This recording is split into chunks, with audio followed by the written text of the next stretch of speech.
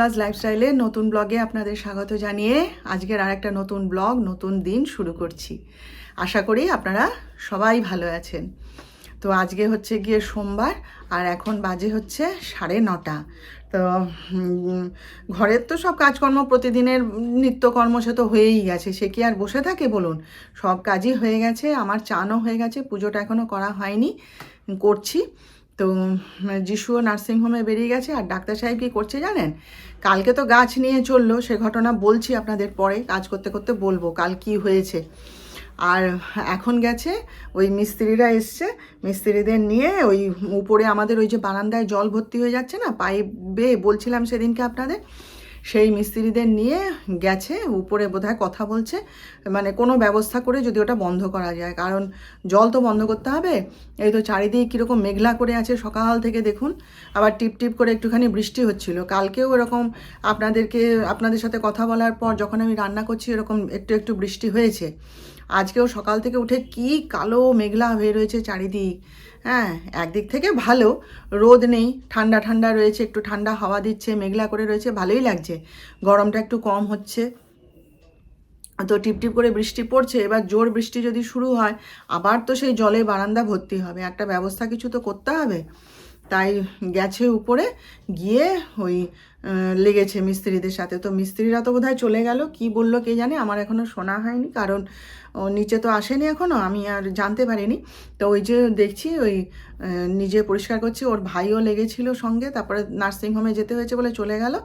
তা ও আবার ওই যে কি করছে উপরে কে জানে। তো সেই সব নিয়ে এখন লেগেছে আর কি। আর আজকে তো আবার শুনছি নাকি সূর্যগ্রহণ, আমাদের ভারতে তো দেখা যাবে না রাতের বেলায়, ওই জন্যই বোধহয় আরও এরকম মেঘলা করে আছে নাকি কে জানে। যাই হোক, সূর্যগ্রহণ তো হচ্ছে। তো এই, আর মা হচ্ছে সকালবেলা একটা নারকেল দিয়ে গেছে, ওই যে শিবরাত্রি আসছে না, ওই জন্য আমি বলেছিলাম আমার নারকেল লাগবে না, আমার নারকেল কী হবে, আমি তো আর নারকেল খাবো না, নীলের শিবরাত্রি বলছে, নীলের বারের দিন, তো আমার আর নারকেল কি হবে বলুন। বলছে না তবু রাখো, ঠিক আছে, ঠাকুরকে অর্পণ করতে হবে, একটা নিবেদন করে দেবো আর কি। এই তো চলুন আপনারা সঙ্গে থাকুন, দেখতে থাকুন। যে দেখুন, সকাল পুজো করতে করতে দুধ ফুটাতে উঠে এলাম। এই যে উপায় নেই, দুধটা এক্ষুনি দিয়ে গেল, আর না ফুটিয়ে রাখলেও নষ্ট হয়ে যাবে। আর কালকে জানেন তো দুধটা বসিয়ে দিয়ে মানে ঢাকনাটা খুলে রাখতে ভুলে গেছি, দিয়ে অন্য কাজে মেতে গেছি, যে আসছি এক্ষুনি কি আর দুধ ফুটবে বলে আসছি, ব্যাস কতটা দুধ কালকে উতলে পড়ে গেছে জানেন। ওই জন্য এখন পুজো মাথায় থাক, পরে হবে। অর্ধেক পূজা করতে করতে, পূজা এখনও শুরু করিনি, গোছগাছ করছিলাম আর কি, ভালোই হয়েছে। তাই এই যে এসে দাঁড়িয়ে আছি চুপচাপ, দেখুন দুধটা ফুটবে তবে তো। এই যে দেখুন আমার গোপালকে দেখে নিন আপনারা, এই যে এক্ষুনি চান করিয়ে সাজুগুজু করিয়ে বসিয়ে এই যে জল খাবার দিলাম। এই যে দেখুন, আপনারা একবার দর্শন করে নিন ওকে। এই যে এইমাত্র পুজো করে উঠলাম। এই যে দেখুন, এই যে জবা ফুল সাদা ফুল সব আজকাল মা দিয়ে যায় জানেন তো, মা বলে তুমিও একটু নাও, আমিও পুজো করি তুমিও পুজো করো বলে মা দিয়ে যায়। আমি তো চলে গেছিলাম পার্লারে, আপনাদের বললাম না যে একটু বিশ্রাম নিয়ে আমি পার্লারে চলে যাব, আর বাগানে যাইনি। এবার ডাক্তার সাহেব সেই ঠাকুরকে নিয়ে সেই গাছ কাটতে গেল, গাছের ডাল ভাঙতে করতে গেছে, আমি আর ও তল্লাটে যাইনি। এবারে আমি যখন ফিরেছি বাড়িতে তখনও দেখছি ও বাগানে কাজ করছিল, বুঝলেন তো, গাছে জল টল দিচ্ছিল। তারপরে এবারে ঘরে ঢুকেছে, মুখ কাঁচু মাচু করে, আমি কী হয়েছে না তুমি তো ছিলে না, এরকম গোটা পিঠটা দেখি না মানে ছড়ে গেছে জানেন তো, লাল লাল লাল লাল ওই গাছের ডাল লেগে লেগে সব গোটা পিঠ ছড়ে গেছে। আর সে একটা জায়গায় পুরো সেই মানে পেটের ডান দিকের পেটের কাছটা না, সে কি বলে ওটাকে, মানে ছেঁচড়ে গেছে আর কি, মানে ফর্সা মানুষ তো লাল হয়েছে, এতটা জায়গা জানে তো ছেঁচড়ে গেছে। দিয়ে এসছে কি না, উনি ঠাকুরকে গাছে তুলে দিয়েছিলেন, দিয়ে ঠাকুর তো পারছিল না, তাই উনি মই বেয়ে গাছে উঠেছেন, বুঝলেন তো, মানে ঠাকুর গাছ বেয়ে গাছে উঠেছে, আর ডাক্তার সাহেব মই বেয়ে গাছে উঠেছে। যা মইয়ের ছিঁড়ি দেখে তো এলাম, আমি বলি ওটা মই, কে বানিয়েছে ওটা, কোত্থেকে জোগাড় করে নিয়ে এসছে, কার বাড়ি থেকে নাকি কে জানে। দিয়ে উনি গাছে উঠেছেন, দিয়ে এবার দুজনে মিলে ডাল কাটা হয়েছে। হ্যাঁ, তারা সব বাড়ির ছাদে দাঁড়িয়েছিল আর দুজনে মিলে ডাল কাটা হয়েছে ঠাকুর পেরে উঠছে না বলে। এইবারে গাছ থেকে নামতে গিয়ে ঠাকুর 4 হাত পা তুলে চিৎপাত হয়ে পড়েছে। আচ্ছা, সে একটা 65 বছরের বুড়ো মানুষ, হ্যাঁ, সে কখনো ওইসব পারে? তাকে গাছে তুলেছো কেন? বারণ করা হলো জানেন তো, যে আচ্ছা ঠিক আছে পরে লোক ডেকে করা হবে, অত তাড়াহুড়োর কি আছে। না, উনি চলে গেছেন। দিয়ে এবার নিজে এবার নামতে পারছে না, এবার ঠাকুরকে বলছে ধরো ধরো ঠাকুর ধরো। এবার ঠাকুর বলে কোথা ধরবো, কি করে ধরবো, নিজেই বলে যাচ্ছে আমাকে, জানেন তো, ভঙ্গি করে দেখাচ্ছে আর বলে যাচ্ছে। দিয়ে বলে আমি এবার, ঠাকুর তো ধরতে পারছে না, আমি এবার বাঁদরের মতন সস্বর করে গাছ থেকে নামছি। নামতে নামতে এবারে গিয়ে আবার ঠাকুরের ঘাড়ের উপর পড়েছে, বুঝলেন। বলে পড়ে দুজনেই চিৎপাত হয়ে পড়ে আছি, জানো আমার কি জোর লেগেছে, দেখি না গোটা পেট ছড়ে গেছে। আমি ভালো হয়েছে, ওই সমস্ত করে বেড়াচ্ছ তো। দিয়ে তারপরে আবার সকালবেলা আজকে মা এসেছিলো, এসে ছেলেকে তো ঘুমাচ্ছিল, শুয়েছিল, দিয়ে দেখলে লোডশেডিং হয়ে গেল। দিয়ে ছেলেকে তো গালাগালি করছিল। তারপরে আমার কাছে এসে বলছে, বলে ঘরে থাকলেই যত অপকর্ম করে, বুঝলে তো, ঘরে থাকলেই যত অপকর্ম করে। তুমি এক কাজ করবে, ওকে সকালবেলা ঘুম থেকে টেনে তুলে করবে, পাঠিয়ে দেবে। ওকে সকালবেলা ঘুম থেকে টেনে তুলে ওকে একদম কাজে পাঠিয়ে দেবে। তো ঘরে থাকলেই ওর যত অপকর্ম, ও গেছে সেখানে গাছ কাটতে, তুমি চিন্তা করো। তারপরে আমার দেওর গেছিলো বোধহয় ওখানে, গিয়ে বলছে ডাক্তার সাহেব বললেন আর কি, আমি তো আর ওসব জায়গায় যাইনি। বলে অজু তো বলে দিয়েছে, বলে আর কোনো গাছ ফাছ কাটা হবে না, যার অসুবিধা হবে হবে, কিছু করার নেই। গাছ তো থাকতে হবে, সব গাছ কেটে দিলে কি আর আমরা থাকতে পারবো? গাছপালা দরকার, নইলে ঠান্ডা হবে চারিদিকে, কি করে, রোদে তো ফাটিয়ে দেবে। দিয়ে তারপরে কালকে সারা রাত গা হাত পা যন্ত্রণায় ঘুমাতে পারিনি, জানেন তো। আমি তো বলেছি, আমি দুপুরবেলায় যখন ভাত খাচ্ছি আমি তখনই বলেছিলাম তুমি যাচ্ছ, ওইগুলো তুমি পারবে তো, গা হাত পা ব্যথা হবে কিন্তু। সারা রাত গা হাত পা যন্ত্রণায় ঘুমাতে পারিনি, জানেন। আজকে আবার সকালবেলা উঠে ওই দেখুন আবার কাজে লেগেছে, বুঝতে পারছেন। আমাদের বাড়িটা হচ্ছে কি জানেন, ঘটনাবহুল বাড়ি, বুঝলেন তো।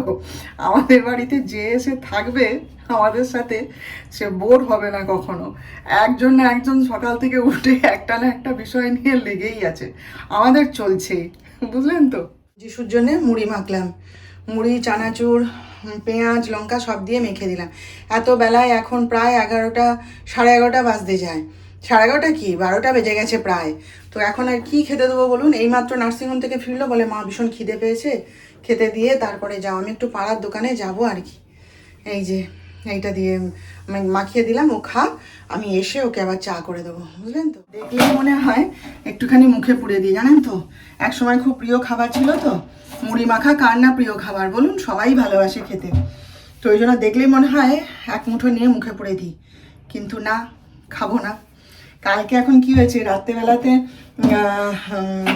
ওই একটুখানি মসুর ডাল ছিল, ডাক্তার সাহেব খাননি অত ডাল, তো সেইটা দিয়ে তার মধ্যে একটুখানি ওই দোকানের যে চিড়ে ভাজাগুলো হয় সেইটা দিয়ে, তারপরে চানাচুর দিয়ে পেঁয়াজ দিয়ে লঙ্কা দিয়ে সব দিয়ে মাখিয়ে খাচ্ছি, খুব ভালো লাগে খেতে।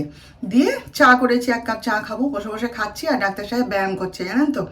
আমাকে বলে কি, আমাকে খেতে দেখতে পাইনি, মুড়ি নাকি বুঝতে পারছে না, আমাকে বলে কি মুড়ি খাচ্ছ, ডাল দিয়ে মুড়ি খাচ্ছ? আমি বলি হ্যাঁ। বলে সত্যি মুড়ি খাচ্ছ? আমি বলি হ্যাঁ গো, সত্যি মুড়ি খাচ্ছি। তখন গুটি গুটি, তারপরে আমি আর কিছু বলিনি। তারপরে আমি কাজ যাচ্ছি, তখন বলছে বলো না মুড়ি খাচ্ছ? তাহলে তুমি ভাবলে কি করে যে আমি মুড়ি খাবো? আমি বলি দেখো, ওগুলো আমার প্রিয় খাবার ঠিকই, কিন্তু একটা কথা জেনে রেখো, যে অধিকার ভগবান কেড়ে নিয়েছে আমার কাছ থেকে, আর যতদিন আমি বেঁচে থাকবো সে অধিকার আমার আর চাই না, আমার দরকারই নেই। মুড়ি না খেয়ে আমি ঠিক বেঁচেই থাকবো? বলুন, মুড়ি খেতেই হবে, তার কোনো মানে আছে কি? নাই বা খেলাম মুড়ি।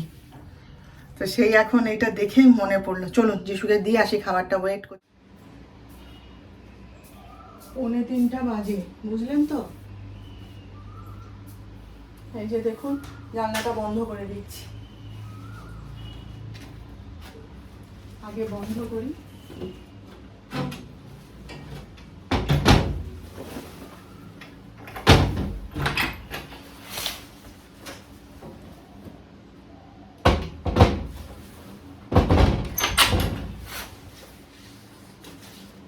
পাম্পটা চালিয়ে দিয়ে এসছি, আর এখন একটুখানি এসিটা চালিয়ে দেবো। এমনিতেই 3টে বাজলেই আমি জানলা বন্ধ করে দিই, হ্যাঁ, মশা টশা ঢোকে। তবু শীতকালটাল হলে আরেকটু বেলা করে হয়তো করি।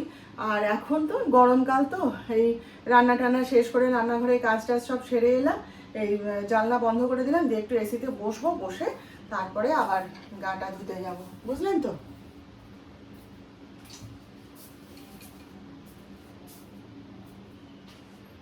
চলুন, থেকে তো পাম্প চালাই না, এই এই এখনই একটুখানি পাম্পটা চালিয়ে দিয়ে আসি, এসে জলটা তুলে নেব, নিয়ে তারপরে আবার সেই রাত্রেবেলায় আবার চালিয়ে দেবো। কি জলের কষ্ট শুরু হয়েছে জানেন তো, আপনাদের ওখানেও কি হচ্ছে? সেদিনকে বলছিলাম না যে আমাদের এখানে ভীষণ জলের কষ্ট হচ্ছে, সে এখনও শেষ হয়নি।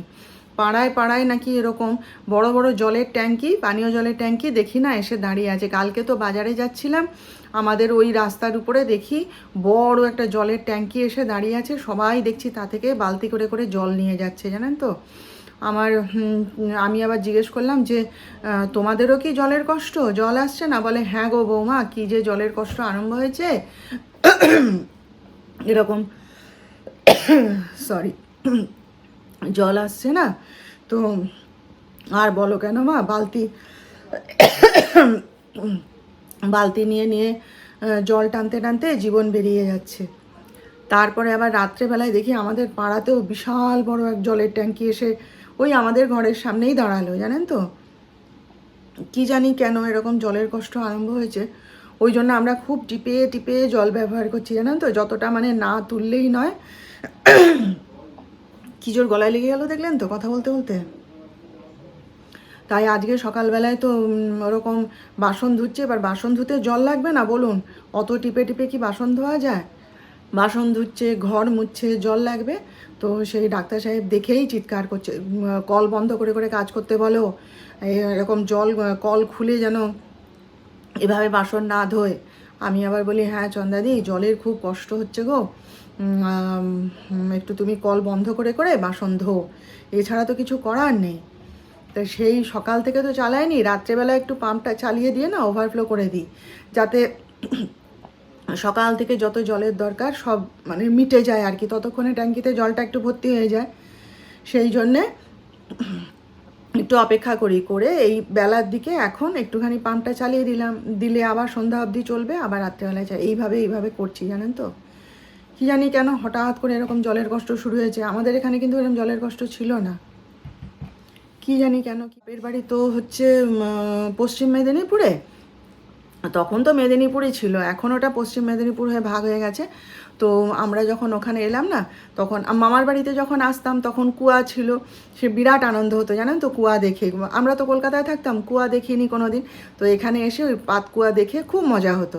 তারপরে আমাদের যখন বাড়ি করা হয় তখন সবার আগে কুয়া খোঁড়া হলো, তো সে বাবা সে 80 ফিট কুয়ো খুঁড়ে দিয়েছিল, জানেন তো। সেই যারা কুয়ো খুঁড়তে আসে তারা বলেছিল, বলে এরকম 80 ফিট খুঁড়ে নিন, তাহলে জল শুকনো হবে না। তা সে 80 ফিট খোঁড়া মানে ভাবতে পারছেন তো, সে দেখলে পরে মাথা ঘুরে যায়, সে এরকম এক বিন্দু জল দেখা যায়, এরকম খোঁড়া দিয়ে বাবা রিং বসিয়ে দিয়ে, তারপরে তো উপরে গ্রিল ট্রিল বসিয়ে দেওয়া হয়েছিল। না, তখন গ্রিল বসানো হয়নি, আমার বিড়াল বাচ্চাটা পড়ে গেছিলো কুয়ার মধ্যে রাত্রেবেলাতে, তারপরে সে বাবা তাকে বালতি করে টেনে তুলে দিয়েছিল, দিয়ে তারপর গ্রিল বসিয়ে দিয়েছিল। তো সে কি আনন্দ জানেন তো, সে কুয়ার জলে চান করতাম, আর কুয়ার জল তো বরফের মতো ঠান্ডা না, ফ্রিজের জল লাগতো না। আর এই গরমের সময় আমার মা কি করতে জানেন, এক বালতি করে জল ভর্তি করে তার মধ্যে বরফ ঢেলে দিত, দিয়ে তাইতে চান করতো, মানে এত কষ্ট হতো। তাই এবার কুয়ার জল যখন হলো, পাইপে করে জল উঠছে আর সেই জলে চান করা বিরাট আনন্দ ছিল আমাদের। তো যাই হোক, এবার আমাদের আশপাশে যত কুয়া ছিল তাদের অতটা খোঁড়া ছিল না, কারো 60 ফিট, কারো 65 ফিট এরকম খোঁড়া ছিল, 80 ফিট কেউ খোঁড়েনি।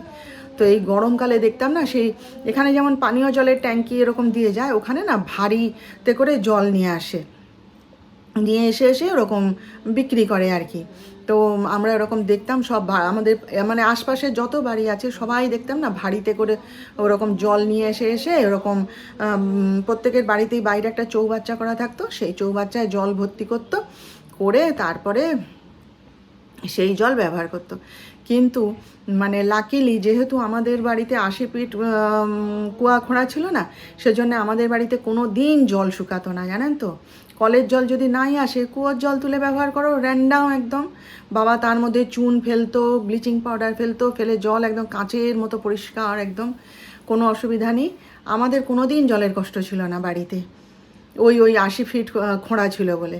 ওই সামনে আমাদের বাড়ির সামনেই জেল পুকুর, সেই জেল পুকুরের জল তুলে এনে এনে সবাই ব্যবহার করতো। মা একদিন ওরকম বুঝতে পারেনি, সেই বলে আচ্ছা কি একটা হয়েছিল জানো, মা এরকম এক বালতি জল আনতে গেছে, তাহলে সে সরকার জেঠু ছিল, সরকার জেঠু বলে ফেলে দিন ওই জল, এমনি যদি বাড়ির বাইরে কাজে ব্যবহার করতে পারেন গাছগাছালিতে তাহলে করবেন, নইলে করবেন না, ওটা জেল পুকুরের জল।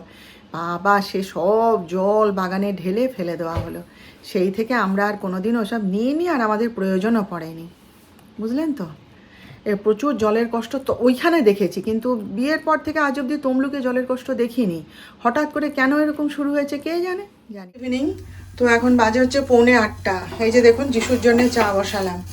আমার চা খাওয়া হয়ে গেছে, সন্ধ্যাবেলায় চা আর বিস্কুট খেয়ে নিয়েছি।